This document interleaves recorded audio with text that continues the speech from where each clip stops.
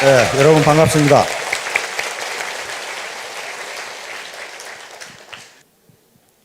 오늘 제가 제목으로 잡은 것은 1만 시간의 법칙이라고 하는 건데요. 요건 지금 미국의 이 신경과학자인 데니엘 레비틴이라고 하는 교수가 있습니다. 한번 비춰보세요.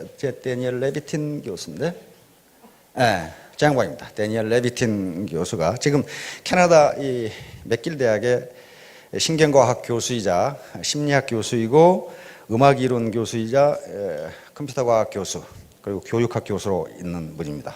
좀 묘한 사람은 묘한 사람이에요. 조금 이 사람은 원래 음악가이기 때문에 음악학자입니다. 그러면서 신경과학의 세계 최고의 권위자이신데, 이 양반이 이 독일 베를린 음악원에서 음악대학에서 5살에 입학해가지고 지금 21살이 된 이 음악 영재들을 조사를 했어요. 교수들에게 의뢰를 해서 이 학생들 중에 세계적인 음악가, 아주 탁월한 이 연주자하고 그냥 저 정도면 뭐 잘하는 거지, 그 정도 우수하다고 판단된 사람하고 연습 시간을 조사해 봤더니 탁월한 연주를 하는 사람, 탁월한 음악가가 될 사람은 모두 연습을 1만 시간 이상 했더라는 겁니다.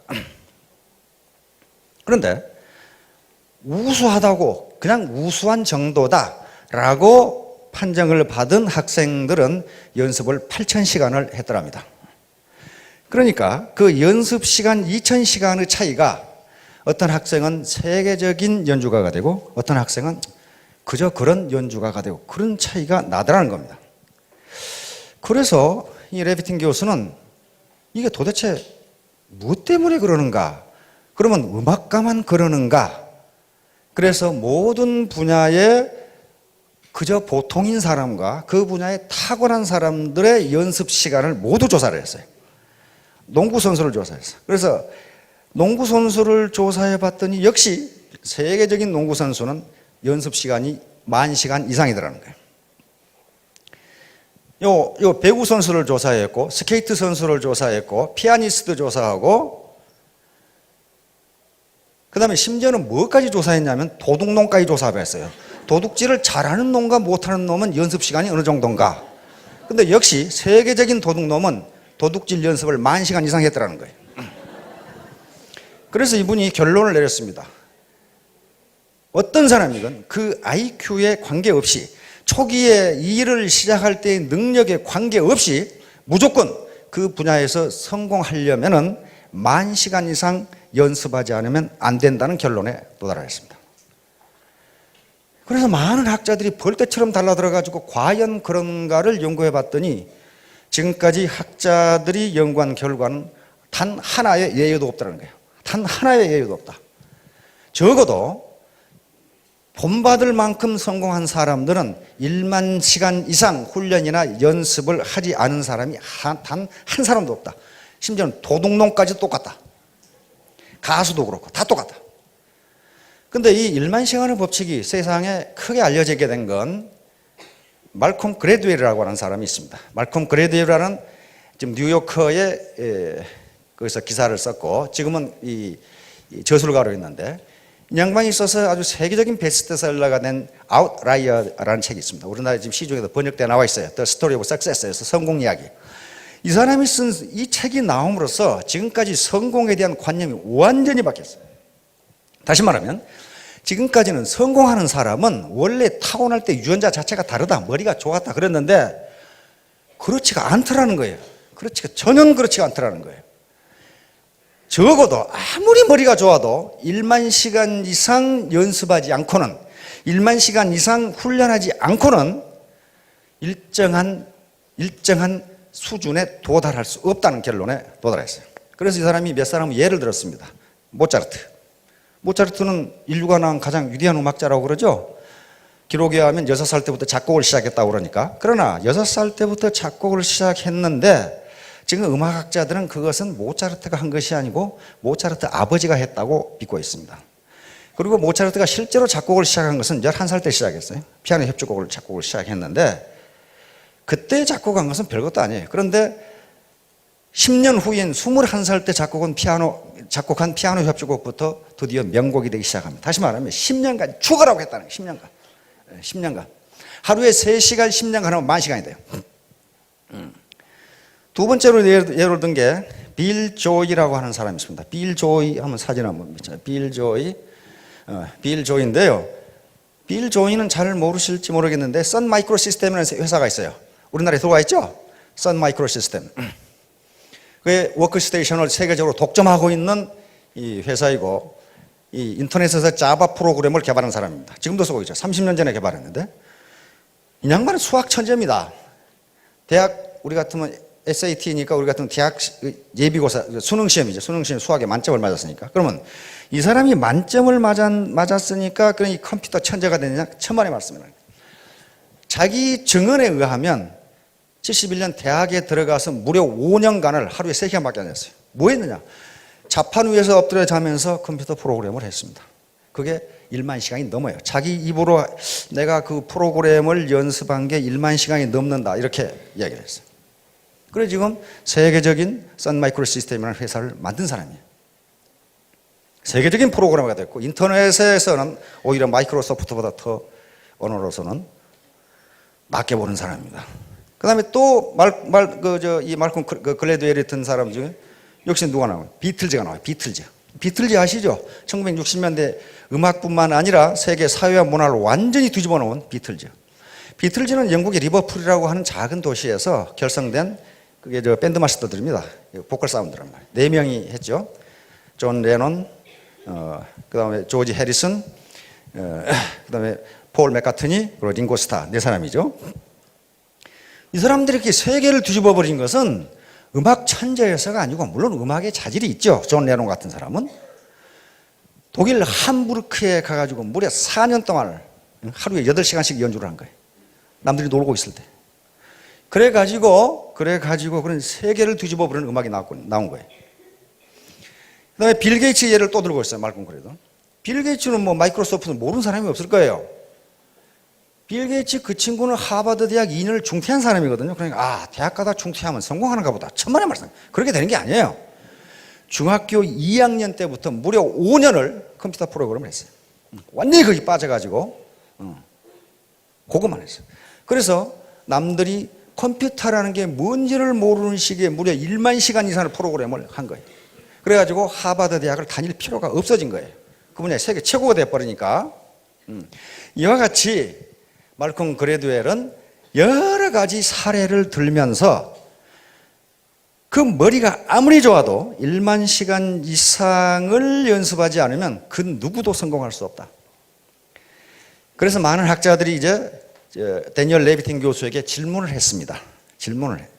어떤 질문을 했냐면요. 그러면 모든 사람이 1만 시간을 연습하면 다 천재가 되느냐? 데니얼 교수의 대답은 no, 그렇지 않다.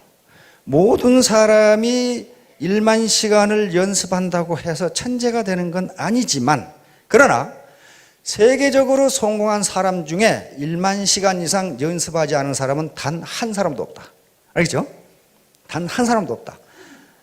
이게 얼마나 공평합니까?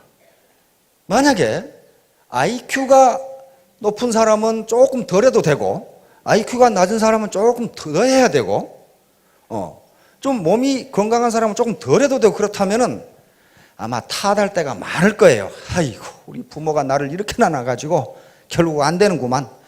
그런데 지금까지 뇌신경과학자들의 연구에 의하면 머리 IQ에 관계없이 어느 누구도 세계적인 명성을 얻을, 다시 말하면 해당 분야의 전문가, 존경받을 만한 전문가가 되는 데에는 1만 시간 이상 투입하지 않으면 안 된다. 이렇게 되죠. 안 된다. 자, 지금까지 제가 지금 하는 얘기는 지난주부터 여기에 모이신 분들이 3가지 의문을 가지고 계실 거라고 그런 얘기를 했습니다. 첫째, 요 네트워크 사업을 할 것인가 말 것인가. 두 번째, 만약에 한다고 결심하면 어떻게 할 것인가. 세 번째는 나 같은 사람도 성공할 수 있을 것인가. 요 3가지 문제예요. 그래서 할 것인가 말 것인가에 대해서 지난주에 말씀을 드렸습니다. 즉 할 것인가 말 것인가. 요 모든 성공의 가장 중요한 3대 요소는 차가운 머리. 다시만 냉철한 이성이라고 그랬습니다. 올바른 판단력, 그리고 따뜻한 가슴, 그리고 부지런한 손발. 요 세 개가 있지 않으면 절대로 되질 않아요. 우선 할 것인가 말 것인가를 결정해야 되는데 차가운 머리, 냉철한 이성으로 분석해 봐야 됩니다. 첫째가 이 회사가 합법적인가? 합법적인가? 물론 회사라는 이름의 간판을 걸었으면 합법적입니다. 그러나 겉으로는 합법적이지만 속으로 불법을 행하는 회사들이 비일비재합니다. 그런 걸 보셔야 된다. 냉철한 머리로 판단해 보셔야 된다. 두 번째는 경영자의 도덕성과 경영 능력이에요. 도덕성이 무지무지하게 중요합니다. 도덕성이 또 아무리 좋아도 경영 능력이 형편없으면 그건 비전이 없어요. 그래서 그걸 판단해 보셔야 됩니다. 세 번째는 제품의 질과 가격입니다. 제품의 질이 좋고 가격이 적정한 것이냐를 따져봐야 돼요. 제품의 질이 좋고 가격이 비싼 것은 시중에 얼마든지 있어요. 소위 명품이라는 것들이 다 그런 것들이에요. 그러나 제품의 질도 좋지만은 서민이 쓸 수 있는 가격인가 하는 걸 따져보셔야 돼요. 네 번째는 보상 플랜. 내가 열심히 뛰었는데 빨대 꽂아 다 빨아먹고 나한테 오는 것이 없다. 위에서 다 빨아먹고 없다. 그렇다면 그거 뭐 할라 해요, 그런 걸. 그런 회사들 무지무지 많습니다. 무지무지 많아요. 돈이 되긴 되는데 누구 돈이 되느냐? 경영진과 상류층의 돈만 돼요. 자기는 안 되는 경우. 마지막으로 비전이 있느냐 하는 걸 봐야 됩니다. 비전. 그런 걸 냉철한 머리로 판단해 보시고 따뜻한 가슴으로 판단해야 될 것은 내가 하는 이 일이 옳은 일이냐 하는 걸 따져봐야 돼요.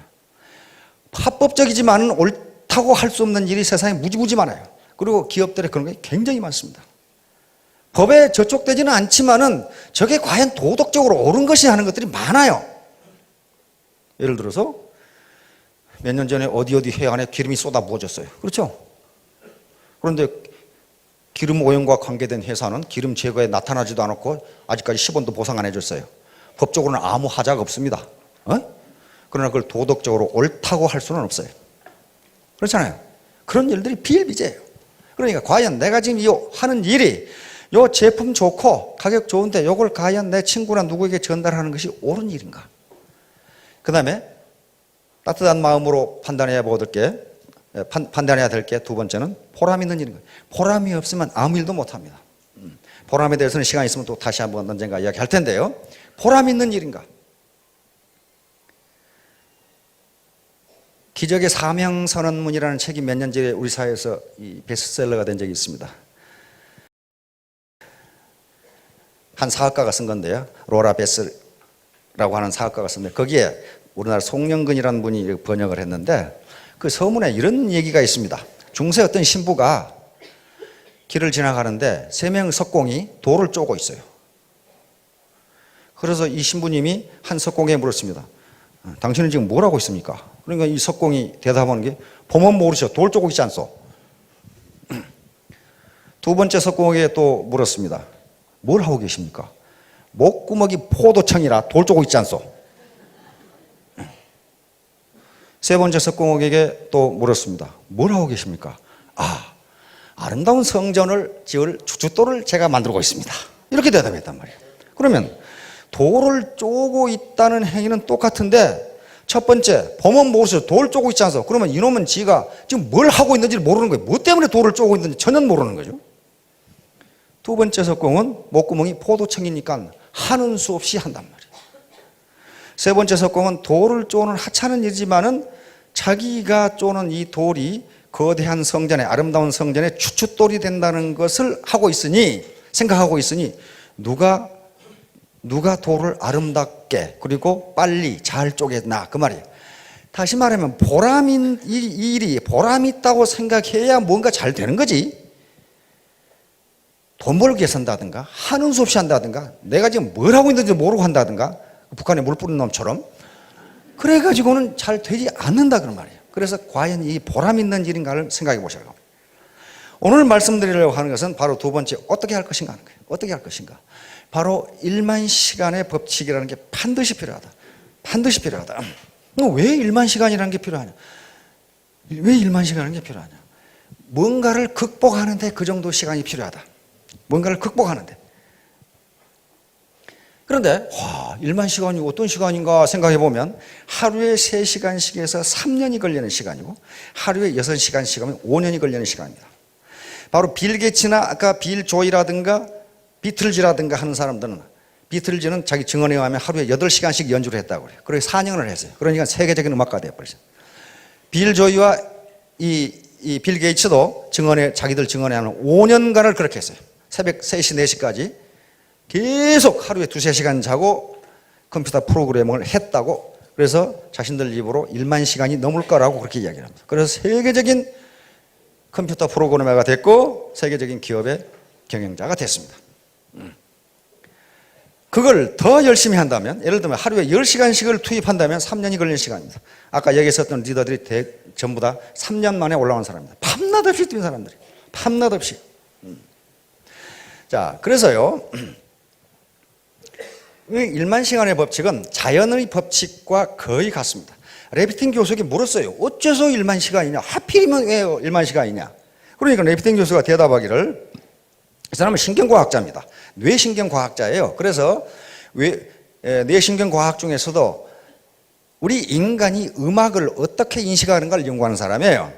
그런데 이 사람이 아직 확실히 왜 1만 시간인지를 밝히지 못했지만 이 사람의 답변은 뭐냐 하면, 아마도 우리 뇌가 새로운 습관을 이해하고 거기에 적응하는데 1만 시간이 걸리는 것 같다. 그렇게 대답을 했어요. 그러니까 1만 시간 만에 뇌가 그것을 인식을 하는데 8,000시간 연습한 사람은 안 되더라는 거예요. 뇌가 그걸 인식하지 못한다는 거예요. 자, 그래서 왜 우리에게 특히 네트워크 사업에서 1만 시간이 필요한가? 그런 얘기입니다, 지금. 자, 임계량이라는 게 있습니다. 자연 법칙의 임계량이라는 게 있어요. 임계량은 그 임계량을 기준으로 임계량이 미치기 전의 양에서 일어나는 물리 현상과 임계량을 벗어났을 때 일어나는 물리 현상이 서로 다른 것을 이야기합니다. 그러니까 일반적으로 자연계에서 어떤 현상이 나타나는 데는 반드시 어떤 일정량을 넘어야 그 현상이 나타나지 그 전에는 전혀 나타나지 않는다. 자연현상에 이런 것이 있듯이 인간세에도 똑같이 있어요. 이게 창조의 법칙이니까 그렇단 말이에요. 똑같이 있어요. 우리가 어떤 노력을 할 때요, 일정 시간 이상 연습하지 않으면 한 단계를 올라가지 못해요. 그러면 이게 필요 없느냐? 그렇지가 않다는 거예요. 보통은 어떤 성과가 나타나지 않으면 거기서 중단해 버리니까 성과가 없는 거예요. 예를 들면 물통에 물을 붓는다고 합시다. 계속 물통에 불을 붓는데 물이 넘치지가 않아요. 그러나 어떤 한 방울에 물이 넘칩니다. 그게 임계량이에요. 그러면 그때가 앞에 그 부은 물이 필요 없느냐? 그렇지가 않다 이거예요. 그렇지가 않아요. 그게 있었기 때문에 결국 차가지고 어떤 순간에 물이 넘치게 되는 거예요. 인간에게 효과가 나타나는 것도 그 자연 법칙이 그대로 적용된다는 겁니다. 우리 누구지? 스케이팅 하는 김연아 책에 보니까 요 뺑 도는 걸 10,000번 연습했답니다. 아무것도 아닐 것 같은데 나는 2번만 연습하면 되겠더만은 10,000번을 연습했다. 10,000번. 그런데 10,000번 중에 3,000번을 넘어졌답니다. 3,000번을 넘어졌다. 그래서 세계 챔피언이 된 거예요. 모든 사람이 다 그랬어요. 에디슨 같이 발명왕 어떻습니까? 인류 역사상 가장 많은 발명한 사람이에요. 1039가지인가 했죠. 특허와 발명이. 그런데 뭐라고 그랬어요? 전등 하나 만드는데요, 에디슨의 자서전에 보면 뭐라고 써놨냐면, 내가 전등을 만드는데 9,999번을 실패했더니 한 기자 녀석이 와서 내가 또 만들고 있으니까 10,000번을 실패하냐고 물어보더라 그 말이에요. 그래서 에디슨 대답은, 이 사람아, 나는 실패한 적이 한 번도 없네. 불이 안 켜지는 방법을 9,999가지나 알아냈네. 그러더라고요. 근데 에디슨도 자기가 몇 번 실패한지를 잘 모르는가 봐요. 다른 사람이 쓴 에디슨 전기원에 3,000번을 실패했다가 나와요. 여러분 생각해 보세요. 백열 전구 만드는데 3,000번을 실패했는데 계속했다. 그게 머리가 좋은 사람입니까? 별로 안 좋아요. 초등학교 3개월 다녔죠? 그런데 사명감을 가지고 그렇게 했어요. 에디슨의 모든 말은 그렇게 돼 있어요. 그 다음에 뭐라고 돼 있느냐? 천재는 1%의 영감과 99%의 노력이다. 천재란 단순히 자기가 맡은 일을 끝까지 해내는 인내심을 가진 사람이다. 이렇게 돼 있어요. 자기가 그렇게 했거든요. 그리고 내가 만든 모든 발명품은 우연히 된 것이라고는 하나도 없다. 내가 땀을 쏟고 그 다음에 연구를 해서 나온 것이다.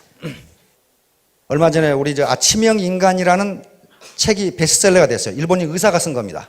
일본인 의사가 쓴 건데요. 아침형 인간. 그 책에서도 그 의사는 뭐라고 하느냐면요. 전부 지금 젊은이들인가 모든 사람들이 올빼미형 인간이 돼 있대요. 아침에 늦게 일어나고 밤새도록 돌아다니는. 그런데 이 습관을 밤 11시에 자고 아침 5시에 일어나는 습관이 아침형 인간인데 요게 정착되는데 적어도 100일은 꾸준히 하지 않으면 그게 안 된다는 겁니다.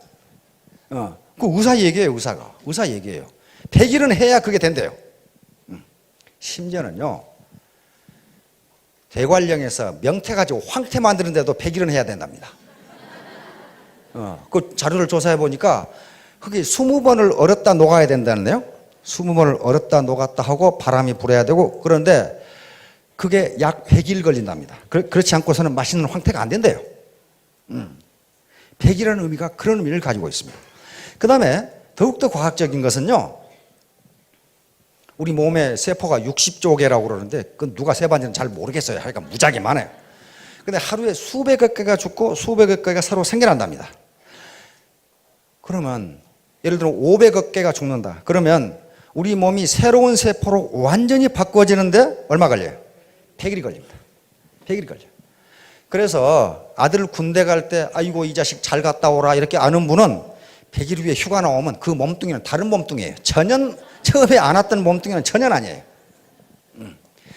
자, 이와 같이 우리가 100일간 뭔가를 꾸준하게 지속하면은 우리 뇌세포 그리고 우리 세포가 이게 정상적인 상태라고 인식을 한다는 거예요. 그래서 습관이 바뀌어지는 거예요. 그래서 100일간의 몰입, 100일간의 정진이 가장 중요합니다. 그런데 네트워크 사업에서는 100일이 더욱 중요해요. 굉장히 중요한 게요. 왜 그러냐면요. 네트워크 사업에는 다른 사업하고는 달리 무지무지하게 극복하기 어려운 점들이 있어요. 그것은 100일간 정진하지 않고서는 도저히 극복이 안 돼요. 그런 문제가 뭐가 있을까요? 첫째, 체면과 자존심이에요. 내가 어떻게 살아왔는데. 특히 정서, 이성보다는 감성이 앞서는 한국인에게 있어서 체면과 자존심이라고 하는 문제를 극복한다는 게 쉬운 일이 아니에요. 그것은 내 세포, 그 다음에 내 사고방식에 들어가 있기 때문에 이걸 그냥 100일간 정진하지 않고서는 바꿔지지 않는다. 특히 사회적으로 성공했던 삶, 그리고 사회적으로 존경받았던 직위에 있던 분들이 더욱더 그래요. 제가 그런 삶을 살아와서 알거든요. 바꾸기가 무지무지하게 힘들어요. 그런데 이게 옳고 이것이 보람 있다고 생각하고 밀어붙여서 100일간만 하면 이게 바꿔져요. 바꿔진다고 하는 거예요.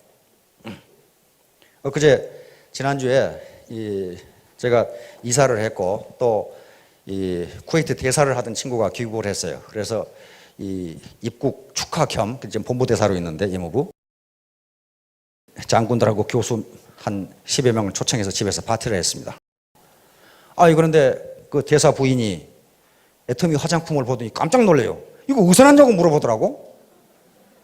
당신 이걸 어떻게 하냐고 그랬더니 글쎄 어디서 났냐고 이제 물어보는 거예요. 어디서 사면 되냐고 그렇게 물어 깜짝 놀랐어요. 왜 그걸 나한테 묻냐고 그랬더니 뉴욕에 있는 자기 뉴욕으로 언니가 이민 갔거든요. 이 화장품이 싸고 매우 좋으니 이걸 바르라고 쿠웨이트로 보냈어요. 쿠웨이트 대사관으로. 그래서 이걸 지금 써보니까 무지무지 좋은데 다 떨어졌는데 언니한테 지금 뉴욕에 주문하려고 하는데 여기가 왜 이게 있냐 이게.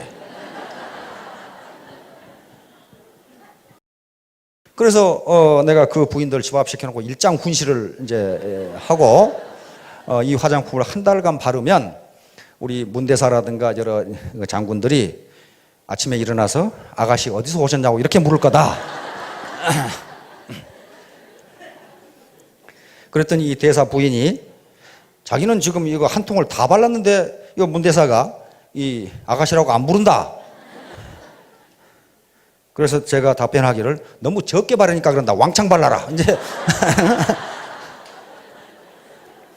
그래서 내가 공짜로 한 세트를 줄 테니 다음부터는 너희들이 샀어라 그랬거든요. 어떻게 샀으냐? 회원에 가입해라. 그랬더니 가입하겠다. 그래서 이제 거기에 여러 명의 이 아줌마 패들을 회원에 가입시키고 그렇게 했어요.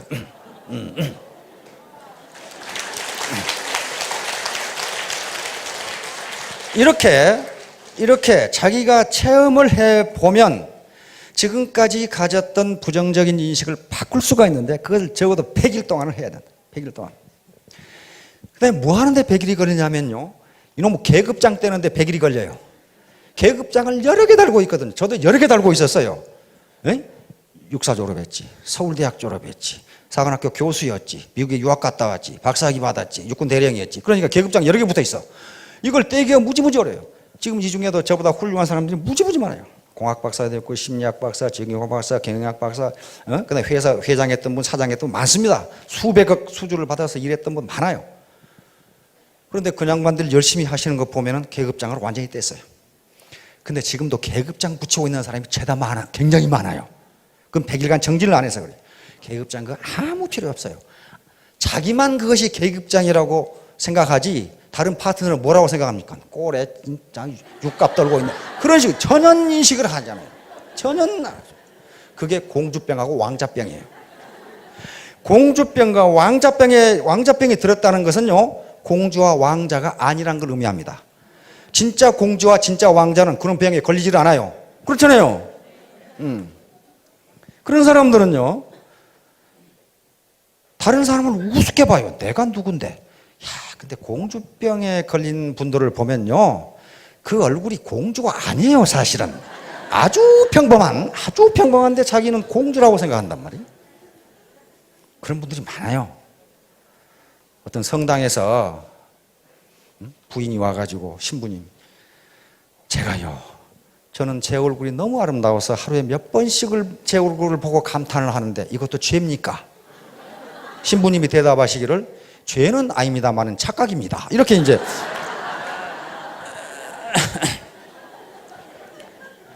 그걸 벗어나야 돼요. 그러면 다른 사람이 공주로 인정해 줍니다. 스스로 자기가 공주라고 생각하면 팔불출이라고 생각해요. 그 계급장을 못 떼는 거예요. 그게 100일간 겸손하게 낮아지면 떨어져요.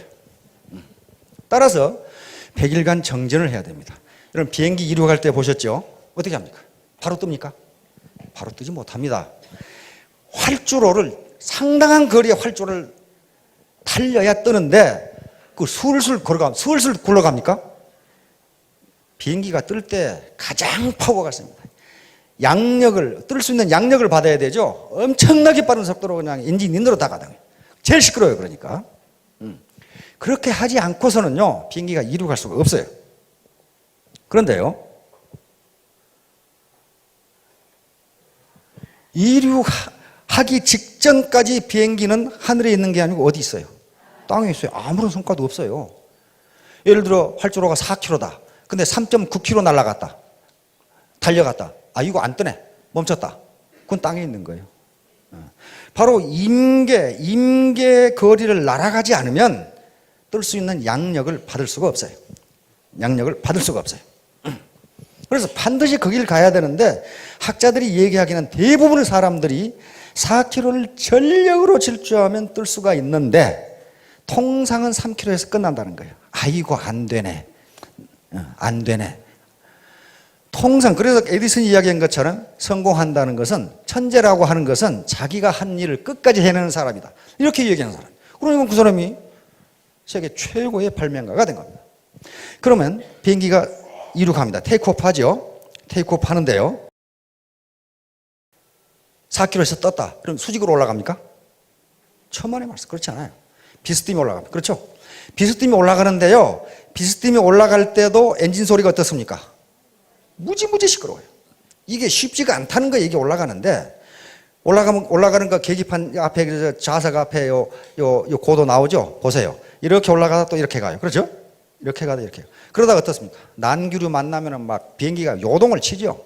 그럼 또 한참 가다가 또 올라가요. 그래서 약 10km 또 11km 올라가면 어떻게 됩니까? 구름을 벗어나서 태양이 보입니다. 그렇죠? 태양이 보입니다. 그래서 일정 고도를 잡으면은 아주 비행기가 조용해지면서 그때부터 승무원들도 자리에서 일어나서 서비스를 시작합니다. 그 전에는 다 의자에 안전벨트 메고 앉아있죠? 자, 그게 필요해요. 그러니까 여기서 이륙하는 거, 그냥 쏜살같이 달려서 이륙하는 것을 여러분들은 100일이라고 보시면 됩니다. 100일 정도예요. 이게 세포가 완전히 바뀌어질 때까지 내 작은 체면과 작은 자존심, 요걸 잠깐 뒤로 놔두고 더 큰 체면과 더 큰 자존심을 세울 수 있는 기회다. 어떤 학자가 얘기했더라고. 이 세상에는 돈보다 귀한 일이 너무너무 많다. 돈보다 귀한 일이 너무너무 많다. 그런데 불행한 것은 그 일을 하는데 죄다 돈이 든다는 것이다. 안 돼요. 죄다 돈이 들어요. 돈보다 귀한 일이 무지무지 많은데 가난한 사람을 도와준다든가, 그 다음에 치료 못하는 누구를 이렇게 치료비를 대준다든가, 그게 돈보다 더 귀한 일이에요. 그런데 돈이 들어요, 그게. 그래서 더 큰 자존심, 그런 것을 이룩하기 위해서는 작은 자존심을 내려놓지 않으면, 그 쓸데없는 과거 계급장을 떼지 않으면 절대로 안 된다. 계급장을 안 뗀 사람들 지금 리더 중에도 몇 사람 있어요. 그래가지고 그 계급장을 안 뗀 리더가 있는 데는요, 지멋대로 하려고 그러니까 질이 멸렬해, 조직이. 자, 결론을 말씀드리도록 하겠습니다. 이 세상에 공짜는 전혀 없습니다. 공짜는 없어요. 공짜가 있다고 먹었다가는 어떻게 됩니까? 낚시에 걸려요. 반드시 낚시에 걸려요. 공짜를 절대 없습니다. 자기가 땀 흘린 것만큼 얻을 수 있어요. 그건 레비틴 박사가 1만 시간의 법칙으로 이야기를 했습니다. 그리고 일단 이륙하는 데는 100일간 정진이 필요합니다. 거기에 소비자 집단을 구축을 해야 되고, 자기의 계급장을 떼야 되고, 자기의 자존심이나 체면, 이 작은 것을 잠깐 뒤로 밀려두는 거예요. 그걸 자기가 체면이라든가 자존심을 손상하라 그런 게 아니고, 손상됩니다. 참 별의별 참 살다가 별꼴 다 본 적이 있어요. 그 작은 걸 희생하지 않으면 안 됩니다. 따라서 공짜는 없다.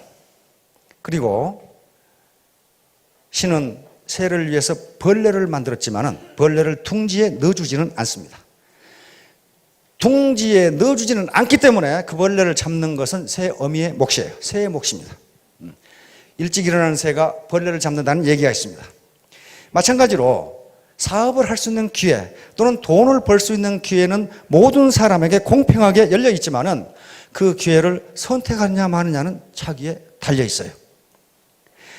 따라서 모두 이륙을 하는 데까지는 100일 정도의 정진이 필요하다는 것을 아시고, 이제 고도 비행을 하려면 우리 앞에 나온 리더들처럼 1만 시간의 정진이 필요합니다. 모두 좋은 선택을 해서 성공하시기 바랍니다. 감사합니다.